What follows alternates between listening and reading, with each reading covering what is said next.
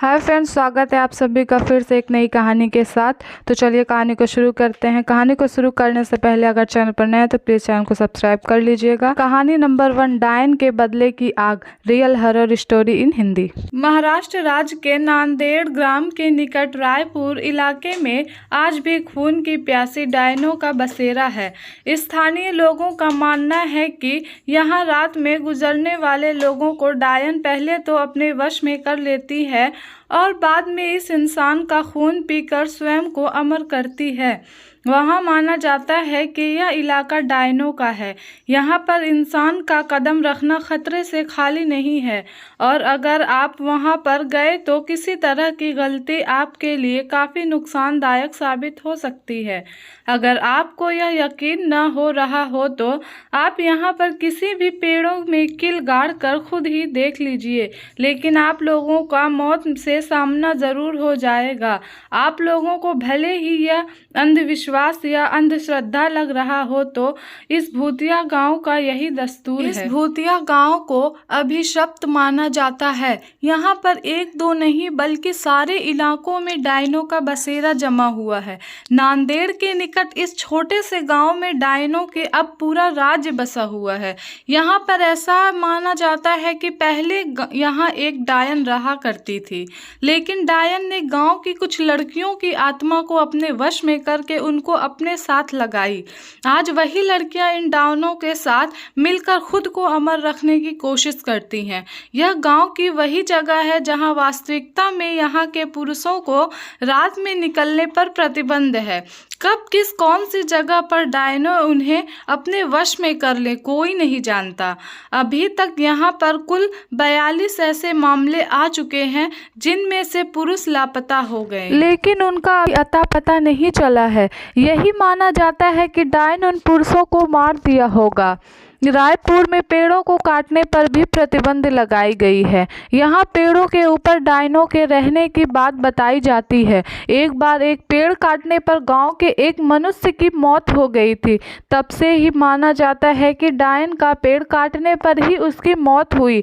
यहाँ पर एक टूटी हुई हवेली के अंदर एक छोटी सी कोठरी है जिसमें कोई भी नहीं आता जाता है और माना जाता है कि इस अंधेरी कोठरी में जो भी गया वो वापस कभी लौट कर नहीं आया। 16 लोगों की मौत की गवाह उस भूतिया कोठरी को यहाँ के प्रशासन ने भी सील कर दिया है। डायनों को अपने वश में करने के लिए यहाँ पर कई तांत्रिकों ने अपनी पूरी शक्ति लगा दी, लेकिन इस बीच 5-6 तांत्रिकों की भी मौत हो गई, जिसके बाद तांत्रिक भी यहाँ के डायनों को अपने वश में करने से घबराने लगे। कहा जाता है कि गांव में हर अमावस्या और पूर्णिमा की रात को कोई बाहर नहीं निकला। हालांकि यह काफ़ी पुरानी बात है। अब लोग अपने घरों को अच्छे से बंद करके घरों में रहते हैं।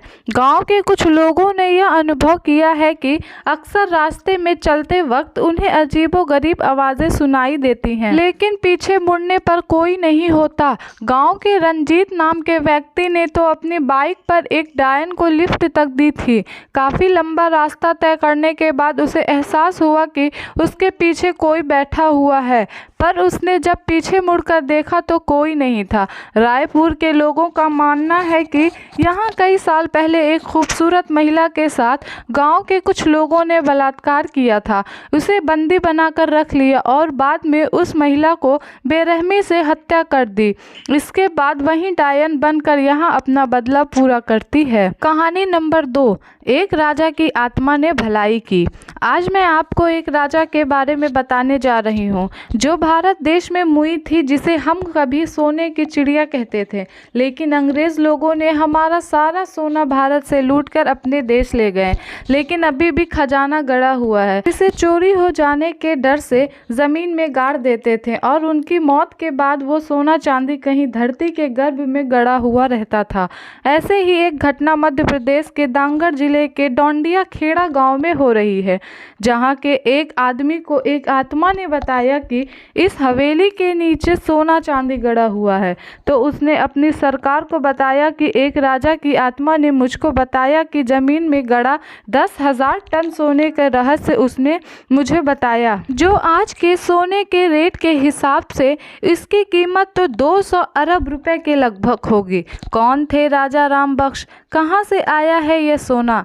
कैसे मौत हुई राजा की? आइए इन सारे पहलुओं पर प्रकाश डालें के लिए इतिहासकार चंद्रकांत तिवारी के अनुसार क्रांतिकारी शूरवीर राजा ने सन 1857 की क्रांति के दौरान अंग्रेज़ों को जला दिया था। वह कौन थे और कब से वह इस किले में रह रहे थे, ये किसी को स्पष्ट मालूम नहीं था। यहाँ के इतिहासकारों को माने तो 4 जून 1856 की क्रांति में दिलेश्वर मंदिर में छिपे 12 अंग्रेज़ को जिंदा जला दिया था। इसमें जनरल डीला फौज भी मौजूद थे। कहा जाता है कि राजा चंडिका देवी के बहुत बड़े भक्त थे। वह रोजाना सुबह मां चंडिका के दर्शन करने के बाद ही सिंहासन पर बैठते थे। लोगों के अनुसार राजा पूजा करने के बाद अपने गले में एक फूलों का माला जरूर पहनते थे। यही वजह है कि अंग्रेजों को जिंदा जलाने की सजा के रूप में फांसी की सजा सुनाई गई